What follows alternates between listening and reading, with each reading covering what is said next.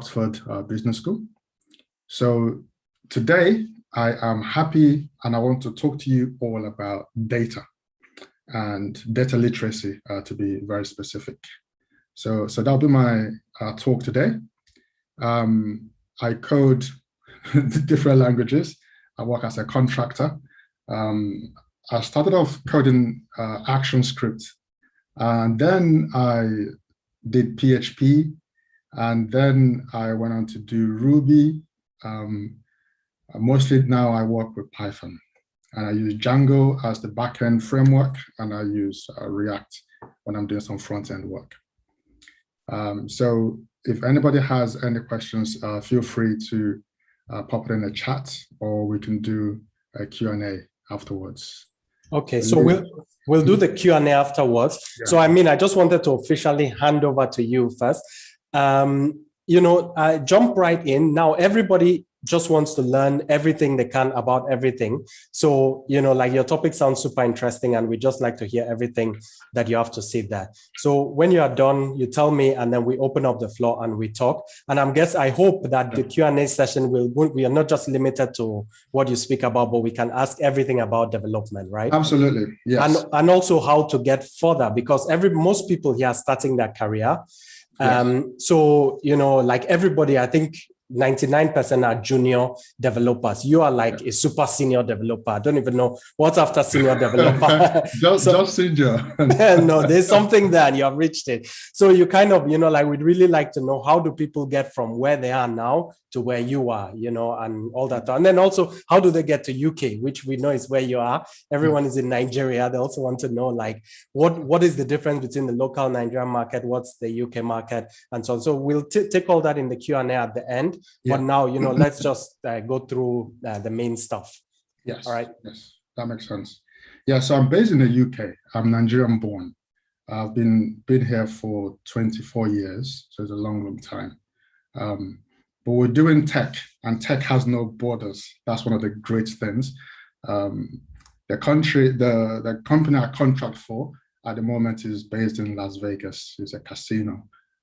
So I live in the UK, I contract for a company in the US, and I've contracted for different companies all over the world. So where you are doesn't limit you in any way. All right, to get started, Mark, can I share screen? Sure, I'm enabling that right now. Okay. So the topic I want to talk about is definitely going to be very useful to all of you. Okay, so where you are right now is you're learning a skill that's definitely in demand. So the question is, how do you see a few steps ahead of you? How do you see where you're going and what you can do with this information? So that's really important. And a lot of the times people ask, oh, which language should I learn? Which framework should I learn? How do you actually know that the framework you're learning is going to be of use to you? How do you quantify, get to the nitty-gritty of that question? So that's what I'm hoping that today that we can answer those questions. So I'm going to share my screen, and you guys will recognize Canva. Awesome, right? Everybody uses Canva these days. So let me go into presentation mode. So first of all, it's good to know who I am, okay? It sounds like a very deep question. Who are you? I am not, of course, just Kingsley. I define myself as somebody who's driven by passion, a passion-driven human being. I don't do anything if it's not something that's passionate to myself. I'm a Tokyo Paralympian. Rowing is my sport. I'm a software engineer. Contracting is what I do. And I'm a founder of CodeHands, a platform where I teach people how to code. And that journey of being driven by passion, behind passion is freedom. You cannot have or pursue your passion without financial freedom. So when I speak of freedom, I speak of financial freedom. And that's where coding and learning this skill comes in. I often talk about learning to earn as the only way to actually go in this game. You don't just learn for the sake of learning, You learn so you can actually attain freedom. And that's really, really important. So I want you guys to remember this in the back of your mind always. So we're not learning this just so we can just play. We're learning this so we can be truly free in every sense of that word. Okay. So we're looking at how to become data literate. Okay. Becoming data literate is a skill that we all need. And it is a skill that is actually lacking in so many different ways. And I want to touch on that subject, and then we can go into code, talk about code, see how to grow, see how to expand from Nigeria to get things going from all over the place. So that's what we're going to be looking into. Okay, so we live in an information age, okay? Everybody knows this. And trying to figure out exactly what that means has been a real challenge, right? So information age basically means that there used to be a time when information is something that you pay for. The libraries would be something that only a few could go to. Colleges and universities would be some place where only a few can go to. But today, from your mobile phone, you have access to all the information that people would have died for in the past to have, to the point that our problem today is that we have way too much information, and trying to make sense of that information is actually the challenge that we're having in the world. So that is the problem that we have, the fact that we have way too much information and trying to make sense of that information. Now, this has created a skill gap in the market. You have companies that want to grow. They want to make more money, they want to gain more customers, but there's just the skill set to actually go to that next level is not available. And this is also considering the fact that they have all the information available to them, but getting the right data from that is really, really difficult. So, for example, there's literally millions of jobs out there for software developers, for designers, for front end, for back end, for project managers, for QAs, testers, for everybody. But some of you are probably still looking for jobs. Now, how do you go from a situation where there's so much jobs out there to somebody saying, I've done 10 interviews or 20 interviews, but I still haven't got that job? Or I'm trying to freelance and I've put my details up on this platform, that platform, and that platform, but I still haven't got any freelancing gigs coming my way. How do we do this? There's definitely a technique. There's definitely a way of sifting through all this information and making sense of that information. And that's the skill gap in the market at the moment. The reason now we have the skill gap is, one, I've mentioned this already, there's too much information. And two, we're just not producing people who have the skills to do what they need to do with the data. Statisticians, data science, those big data crunching people are very few, and yet the work that's requires a broader knowledge. An average programmer just focuses on writing code. You can look at your dashboards, you can see graphs, you can see pie charts, but that's where that information ends. We haven't figured out a way of saying, okay, this is the information that we have, and how do I get the real deal result from that information? In 1831, we're going back in time, people. 1831, Charles Darwin, that evolution guy, he was invited to join HMS Beagle. That's a ship that was going to explore and ended up in South America. And Darwin was only 22 years old at this time. But Darwin, his idea was he was going to become a priest or something. That was his actual plan. But he was invited to be a naturalist, and his idea was, he was going to come on board and you're going to study nature and document things. So this is like for me, the pinnacle of what you can do when you have data and you organize that data and you put that data to work. So Darwin, as a 22-year-old, he filled dozens of notebooks with careful observations of animals, plants, geology. He collected thousands of specimens, which he created and sent back home, which he then carried on studying when he got back. And this process is a process that's actually missing in today's world, or only a few people have the knowledge of going through data, documenting the data and building up a big data, and then going through the process of analyzing that data to get from it something that can actually become a lifetime's work, just as it did for Charles Darwin. So what is data literacy? So data literacy basically is learning how to read data, how to work with the data that you've just read, analyze that data so it makes sense, and communicating with that data. These are the 4 key aspects of data literacy. So we have people who were born now who basically haven't got an idea of a time without computers.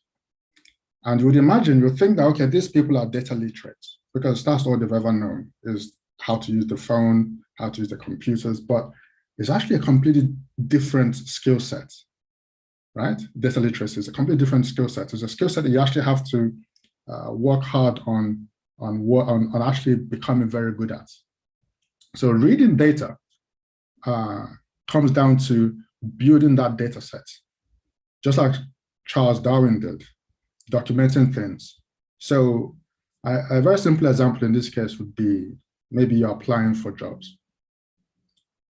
You get to the point where you say, okay, I've applied to 30 jobs or 40 jobs, and that's it. So that's the data that you've got. But then you need to work with that data. What type of companies have I applied to? What's the response I'm getting from those people?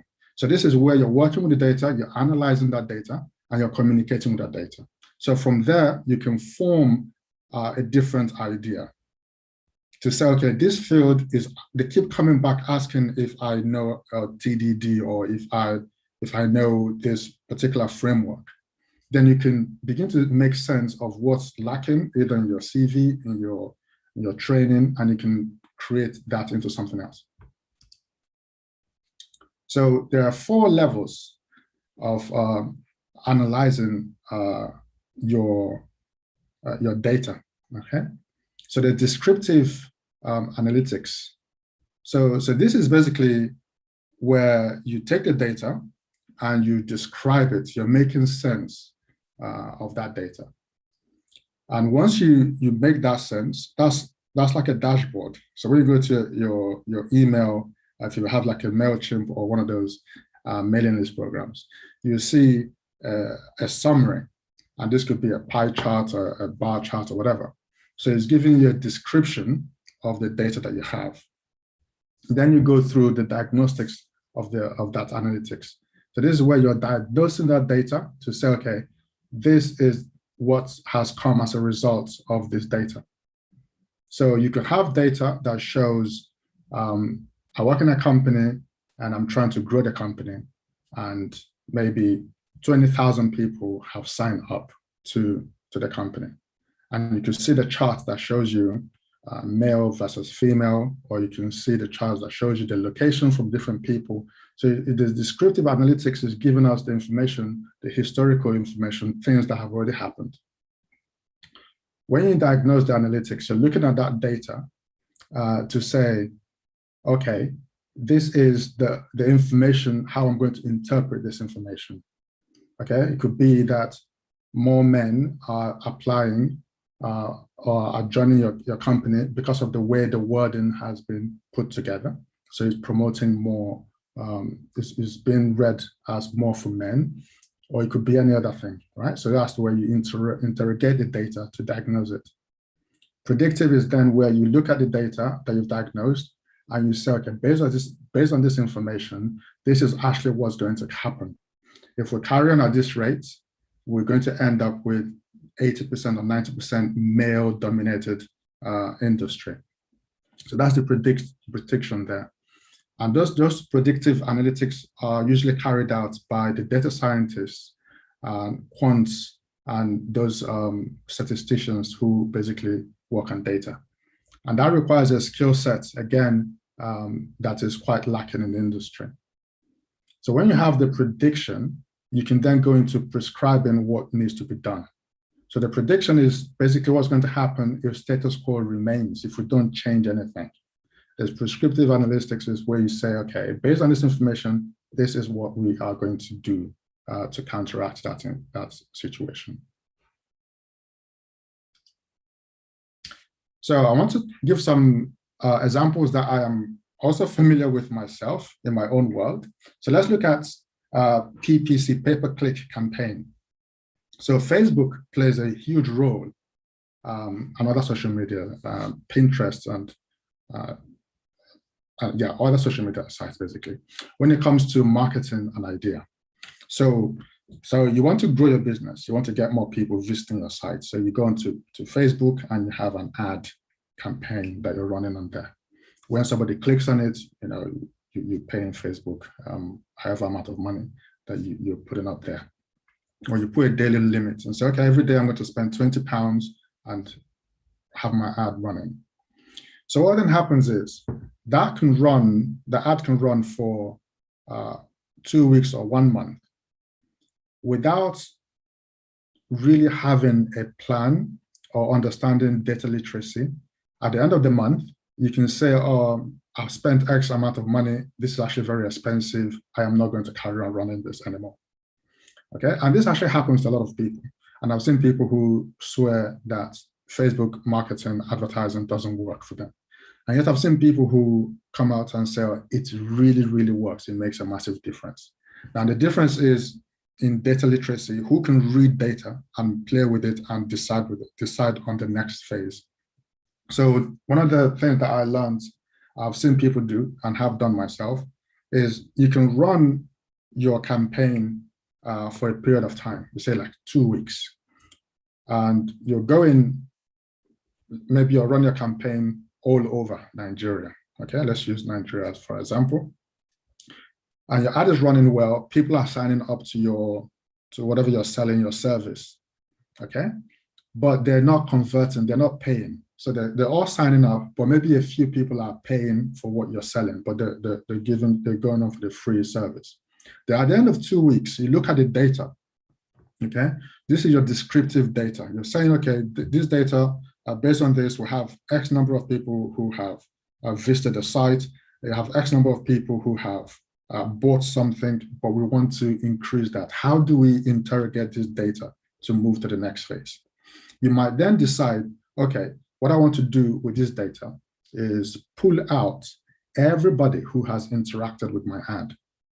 So everybody who's clicked on the ad, everybody who's written a message on the ad, anybody who has liked it or hearted it, all those people who've interacted with the ad, I would say those people are closer to being converted, are closer to being to buy my product than anyone else who was shown the ad.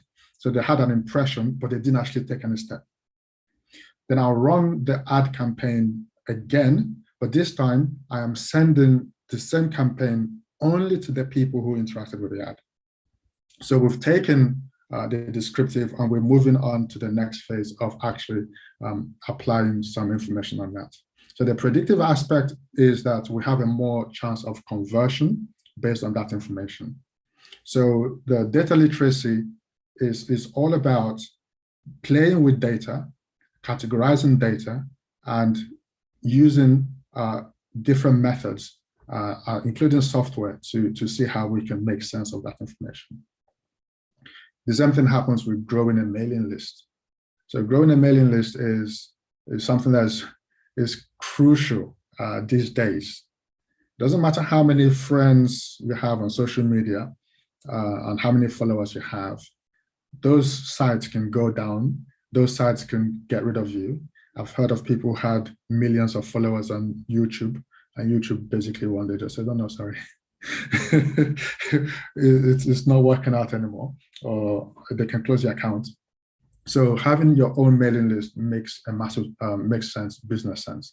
So growing the mailing list has exactly the same principle. How do you go about looking at the data? If you say, okay, I've got 20,000 on my mailing list, how do you categorize that mailing list? How do you make sense of that data to move on to the next stage? A lot of people, again, because of the lack of skills, will just have a number and they won't do anything with that number, and the number just stays there. The third example is I put in there because I want to encourage every single one of you to do this, okay? So I call this Dream 100, but it doesn't have to just be 100. It could be 200 or 1,000 if you like. But Dream 100 for me is something that I did myself, is finding 100 people that you admire that are doing things that you want to do, especially in tech. Okay, so you want to be a developer, then find developers who are doing things incredible within the sector that you're interested in, and follow them.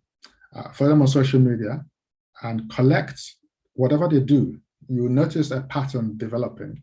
You notice that they write blog posts, maybe they vlog, maybe they join certain web, I don't know, maybe Facebook groups, and they talk about certain topics.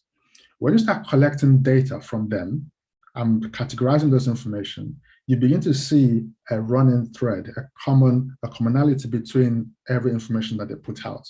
You'd be amazed at what sort of doors open up for you as somebody who is learning to code and trying to find yourself in the industry and to cover a niche for yourself.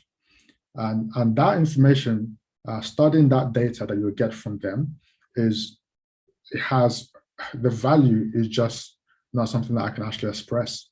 You can gain so much from it.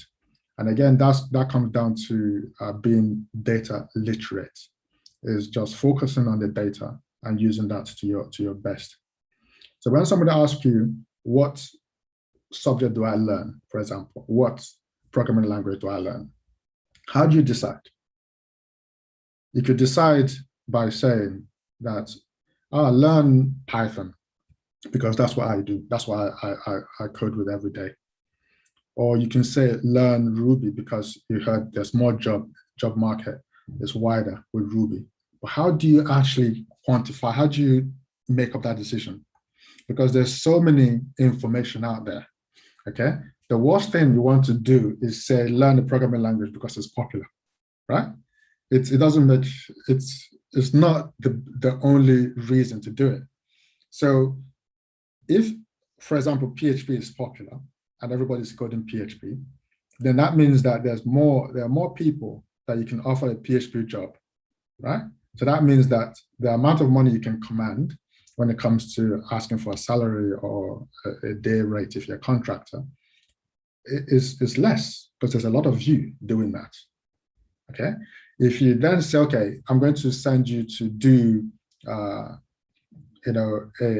programming language that's not popular, okay, a dying language, Pascal or something, but a language that less people are using these days, right? But that means you're going to be working on legacy projects, okay? Projects that were started in that language, and not a lot of people are maintaining those projects anymore. But because there's less people, means that you can actually command more money, right? Because that's, of course, if money is the objective. You could command more money because there are less people in that industry, and therefore you'll be one of the very few people dealing with that. Then you have the location aspect. Somebody will say, I love London, I love the nightlife, I like the buzz, I like the multicultural aspect of it. So therefore, I'm going to look for jobs in London.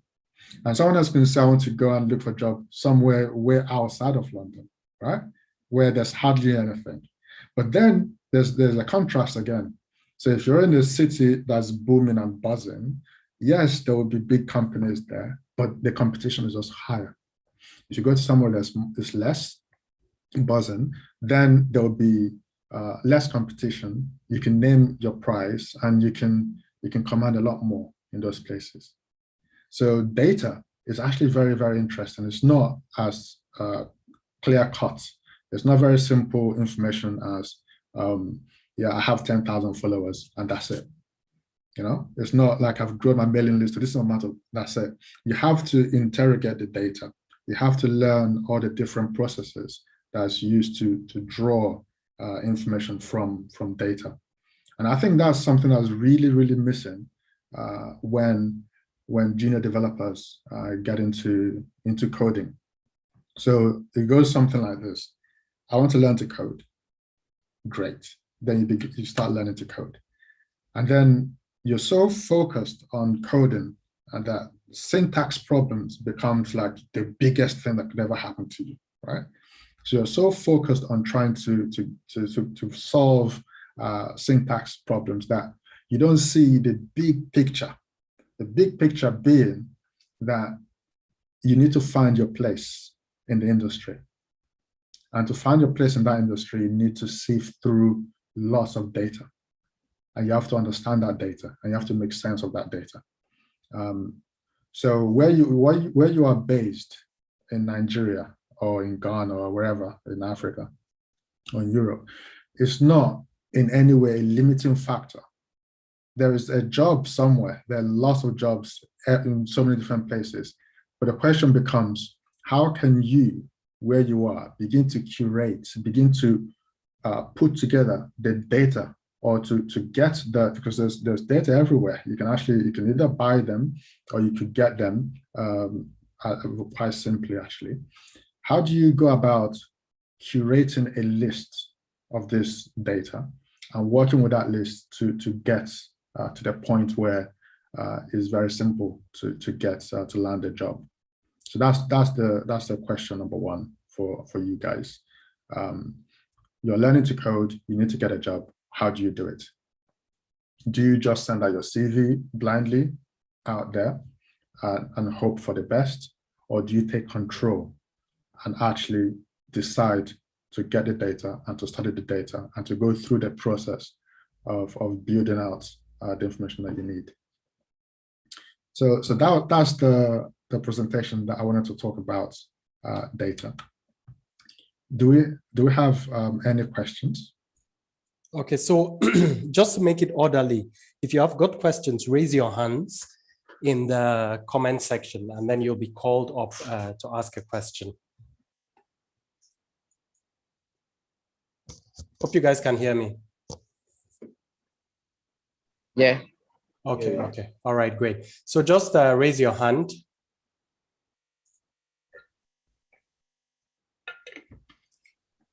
Kingsley, that was really great.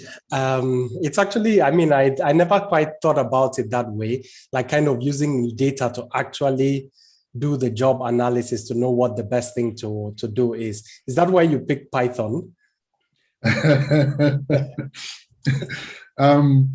So yes, so there's very different reasons why I chose Python.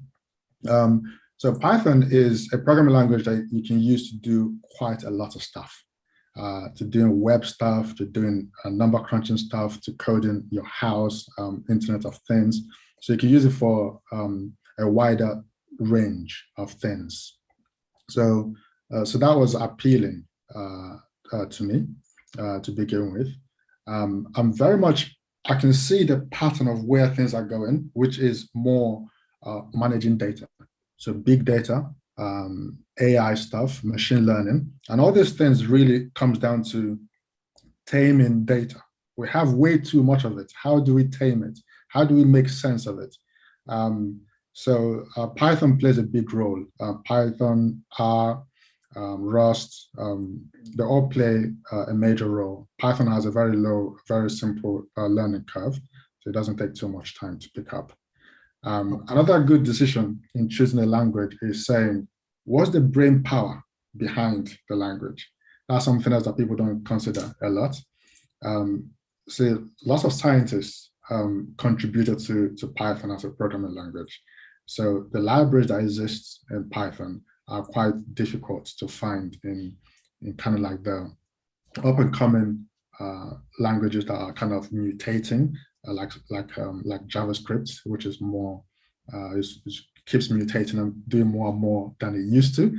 So for me, you look at the brain power, you say, okay, lots of scientists have used Python in the past. They have libraries that exist that other languages are trying to catch up on. And based on those type of information, then I'll probably be using Python, because the work I'm doing, where I'm going is more the AI side of stuff, which I can do with Python. Okay, we've got a question coming up, but I will point out that Python was our most popular language this round. First time ever. Normally, in the past, PHP used to win, then Node was winning. This is the first time that we have had the most Python devs than any other language. And I was very surprised when I saw that. Okay, so Coding G, you have a question, so you can unmute and ask. Yeah, I have a question. Good evening. Good evening. So coding, sometimes it's fun, sometimes it's not. And based on your years of experience, I know you had certain obstacles on your early time. So what advice can you give to us that are still upcoming? Yeah.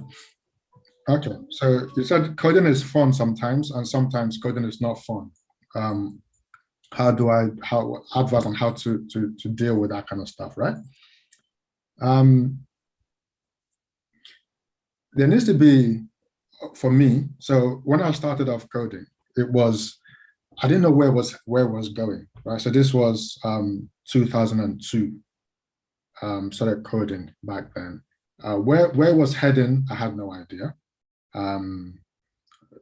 To the point where we now have apps on our mobile phones. Back then, it wasn't. In fact, CSS was new back then. It was being talked about as this new technology where you're separating, design from HTML structure, and we're using tables.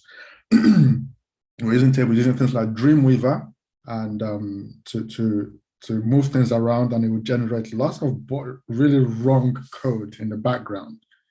And I started with family stuff. We had a family magazine in London, and they needed somebody to make the front end stuff. So I started learning Photoshop. With Photoshop, I learned how to make layouts, and I started actually designing using InDesign and Photoshop to make all the designs and everything. And then they needed to have a web presence. I said, okay, I can do this. I will learn how to do this stuff. And I bought all this HTML for dummies. So those things, it wasn't boring to me because I was helping family. I was doing something that otherwise would have cost money to do. One day, we needed extra hands really to do the web stuff.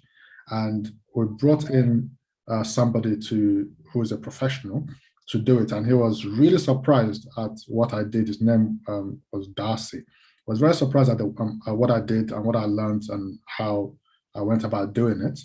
And he then invited me to do some work with him. And his idea was, okay, he has contacts. We have London Carnival, which is like a big deal. It's a big carnival, and he had the contract to make the website for them.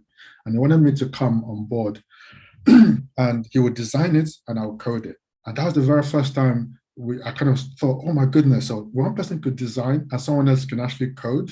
Oh, wow, this is incredible. And that was like 2006, around that time. So 2006 or 7. And he designed his stuff in Photoshop. And I just went ahead and sliced them out and did all the HTML stuff and using tables. It was old technologies and all that stuff. And so for me, it was really fun. And the fact that you're actually going to pay me to do these things, wow, incredible. So through him, we did for Mobile Awards, it's like a Music of Black Origin Awards.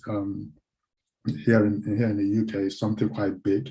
So the work just progressed from there to doing work for celebrities, footballers, Didier Drogba. So there's never a point when it wasn't fun. There's never a point where I found it boring. And I'm being completely honest here. Now, if your head is down and you're in your room and you're studying coding for long, long hours, I can imagine it to be boring. So what I always say is put yourself in the deep end as quickly as possible. Learn to code and just be of use to somebody. You be of use to your neighbor, be of use to your family, be of use to anybody you know who owns a business, who wants to do something with it. And it goes from theoretical to practical, and that is play. Our nature as human beings is to play. Children play, and at some point we call play work, and then work becomes less fun. So don't think about it as don't work in isolation too long. Build something. Learn. So everything that you learn can be put into use immediately. If you learn basic HTML, you can put that to use straight away. Okay. If you learn HTML and CSS together, you can put that to use. If you learn JavaScript, then you've got React, you've got Node.js, you've got all this other stuff that you can do with it. So that's how Okay, great. So there are many more questions, but before I go, somebody on YouTube said that you are 70 years old, that you played for the Super Eagles before the World War. So I don't know where that misinformation is coming from. But no, Kingsley was not born before the World War. So. No, 1982. My birthday is actually 1st of October. So okay, yeah, Independence Day. No. So not footballer. So I'm a rower. So I row, and I represented Nigeria in the Paralympics last month in Tokyo. So not that old. All right. So Michael, your hand is raised. You can unmute and ask. Yeah, good evening. Hey, good evening. Yeah. Okay. My question is, in the situation where someone applies like for a lot of jobs and at the end doesn't get feedback from the companies as to why he or she is rejected, like what can one do in such situations in preparation for the interview? Yes, so this happens sometimes, and I hope it doesn't happen too often. So the problem that a lot of junior developers are having this problem a lot, because intermediate to senior level developers don't have this problem, because companies don't want a risk. That's natural. They want somebody that can hit the ground running. There's a lot of people applying for jobs who are not 100% ready for the industry, and it's a bit rude for companies to see your CV that you've applied and then ignore you. So what I would say is, again, you're collecting data. Every time somebody doesn't respond, if you see a trend that people are not responding to your CV, you can take an educated guess, right? Maybe not responding to my CV is because I have no experience, right? And then you might need to do some work, do something for somebody and put that onto your CV. You might need to change the layout of your CV. You can actually ask people to have a look at your CV and see if there's something that is updating. It's also sometimes, it's a bit tricky, but you can remove junior from your CV, just put developer. So you can try things. So these are all testing to see what works. So that's where I'll start. The second phase is, how are you applying for these jobs? If you just, point blank sending out your CV to everybody, it might be difficult to actually get the feedback that you're looking for. Yeah. So one of the things you can do is go through LinkedIn, update your profile so it's obvious that you are a developer or aspiring developer. Post things to do with coding or interest in tech in general. Have a blog post, have a blog site yourself where you're doing stuff so people can see that this person is constantly talking about React or PHP or Ruby or Python or whatever, just so you're building that trust, right? That this person hasn't just done a 2-week course and after 2 weeks wants me to hire them, which basically has that catch-22 where the time it takes me for me to explain the work for you to do is the same amount of time it would take for me to do it myself. That's the fear. So once you understand the fear those companies are having, then you can fix that. So imagine if you have your LinkedIn profile, I go onto it, I can see this person is serious, this person is a developer, right? So that's, the second stage is go ahead and find profiles of fellow developers and request to connect with them. When you have access to their profile, look through people who look for the company that gave them the first break. This is actually very important. If you have 10 developers that you're connected with, developers usually connect with other developers because we just like to know. The more developers I know, the easier it is for me to jump from one contract to the next, because when you work in another company, they might say, we're looking for Python senior developers. You say, oh, yeah, I know Kingsley, blah, blah, blah. So it's good to do that. So we always exchange information. So when you have maybe 10 developers that you're connected with on LinkedIn, go through, see who gave them their first break. The company that gave you your first break is a company that invests in junior developers. Not every company invests in junior developers.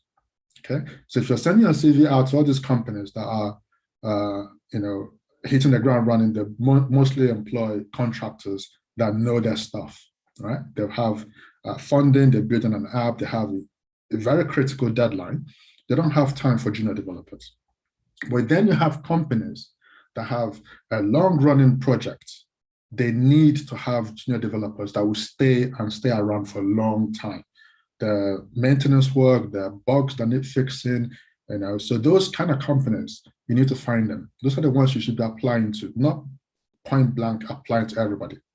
Because if you're applying to the wrong sector, you will get no response. If you apply to companies that are giving people, junior developers, a go, then you have a higher chance. So there's always room to play with the data. Okay, let me add some question now from YouTube. Are data structures and algorithms compulsory for a web developer? As knowledge of data structure and algorithms. Yes, absolutely. I would say that immediately, categorically, absolutely yes. When you're coding, you're thinking in data. You're constantly trying to follow your code. You're tracing through, right? If you can't do that with algorithms, then you really struggle at work. You really struggle at performing your tasks. So you might not be modeling some complicated AI project, but learning data structure really gives you a lot more power at the work that you do. I'll definitely say learn it. But it's not you don't just sit down and say, okay, I'm going to learn all the data structure. I'm going to memorize all of them by heart. I'm going to do every single thing there. But it's good to know. It's good to know how to read code. Data structure teaches you how to read code and how to follow the execution of code. So what I usually find is people who shy away from data structure hate test-driven development. They have so much in common. Data structure means that you're thinking ahead. You're thinking, okay, it's going to do this, then it's going to do this. It has that predictive element. TDD has the same element. So you have to think ahead, write the tests, and then implement the solution. And those two go hand in hand. Learning to code, learning algorithms is very useful. Okay, great. Ejike, I think you are now, you could now unmute and ask. Okay, Kingsley, good evening. Good evening. Yeah, so my question is broken down into two parts. First one is, what's your take on mentorship as regards being a coder? And secondly, my own challenge has been, when it comes to job, has been work permits. Most of the times I get interviews, but it's always like work permit in the UK and all these other places. How does one deal with that? Yeah, so are you based in the UK? No, I'm not. Okay, so you mean work permit to come? Yeah, yes. Yeah. So this is a part where, unfortunately, our government is slacking, and I hope things will get better. Most countries negotiate and good deals when it comes to foreign policy. We lack, our passports doesn't help in traveling to many countries and getting that trustworthiness. But that said, coding is not something that you need to be in a foreign country in order for it to work. You can also work for companies from where you are.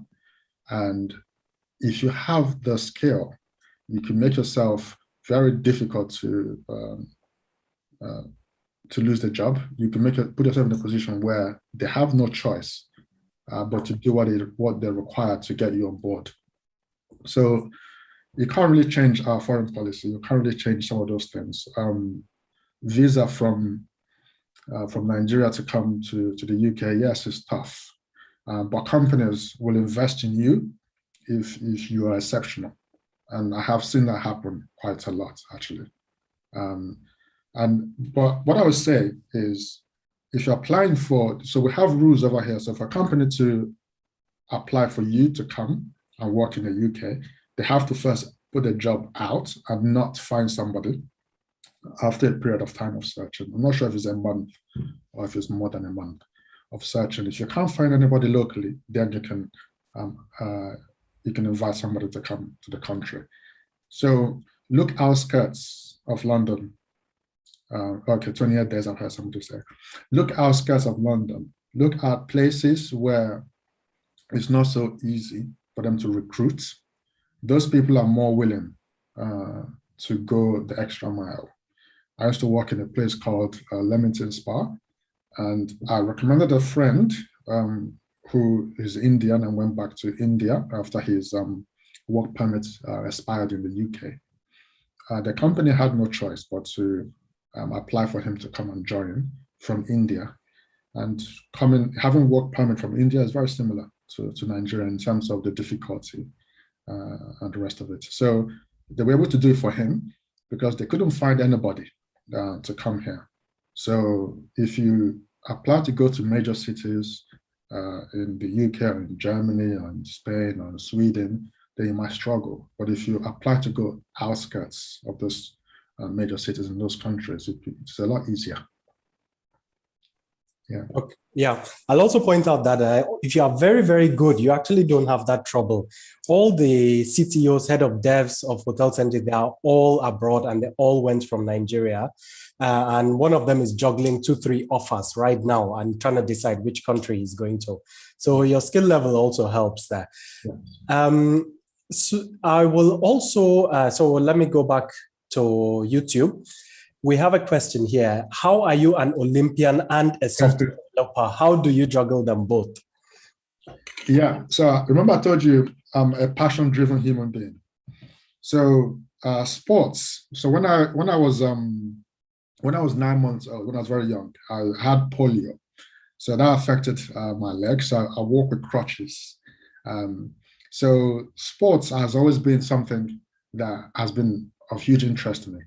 I went to a boarding school in Lagos, in King's College, Lagos, KC Old Boy. I don't know if there are any KC boys in there. And even back then, I would be the goalkeeper or the referee.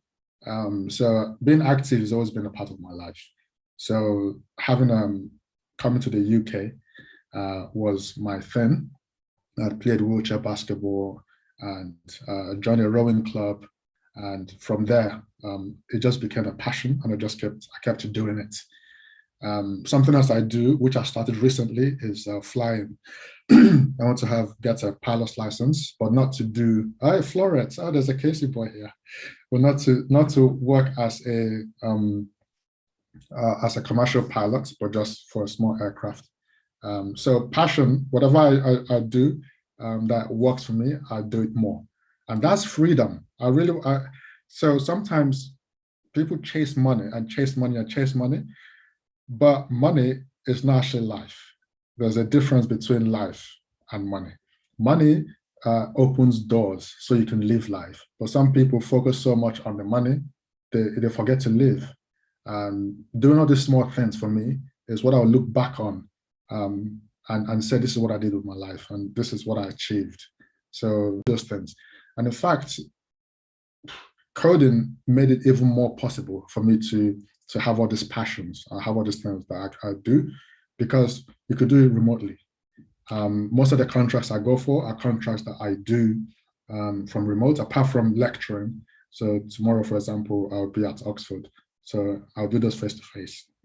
But coding-wise, I could be in Madrid, just have my laptop, zone out, and just concentrate and get the work done. Okay, that's great. So we have about 7 minutes left before the hour is up. I'll call Alex now who has raised his hand. You can unmute yourself and ask. Good evening. Good evening. Yeah. So there's something I'm actually struggling with at the moment as a software developer. How do you manage work-life balance?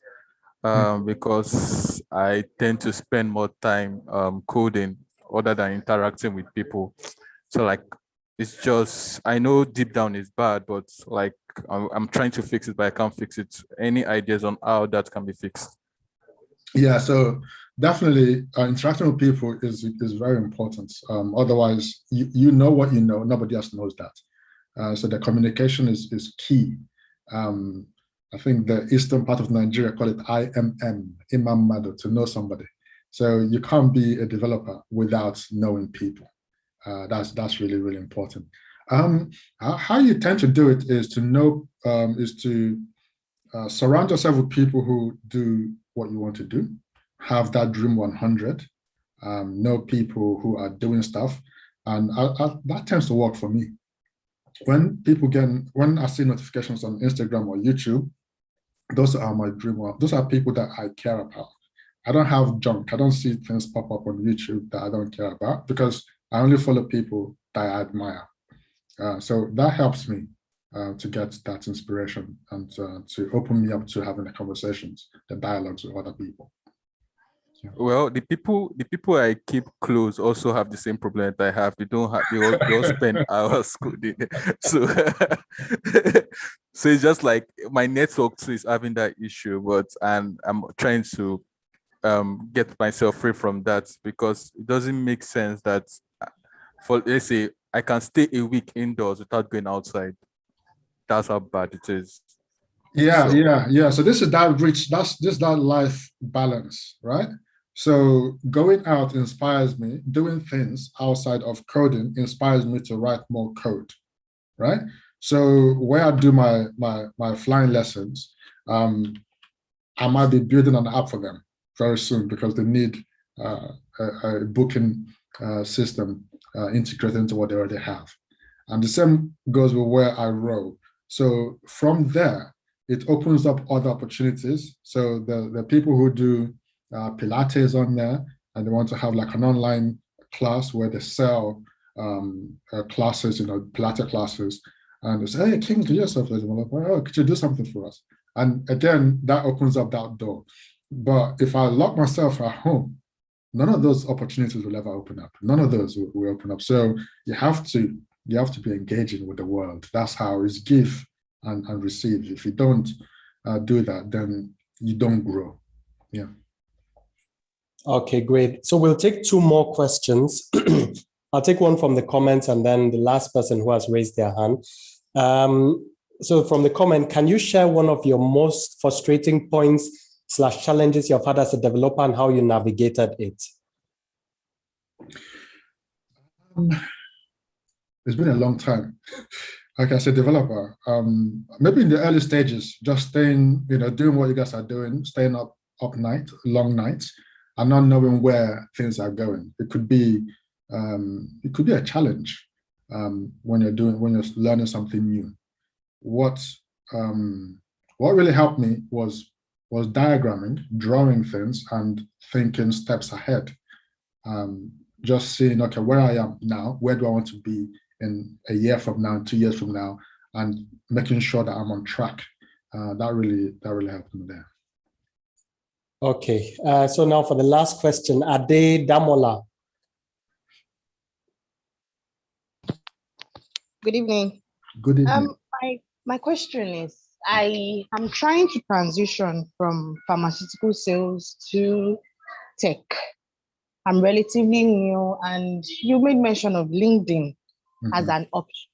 But I currently have my employers, that is the pharmaceutical sales employers, on the LinkedIn. So basically, my work is flexible, right? Which has helped me a lot in learning coding.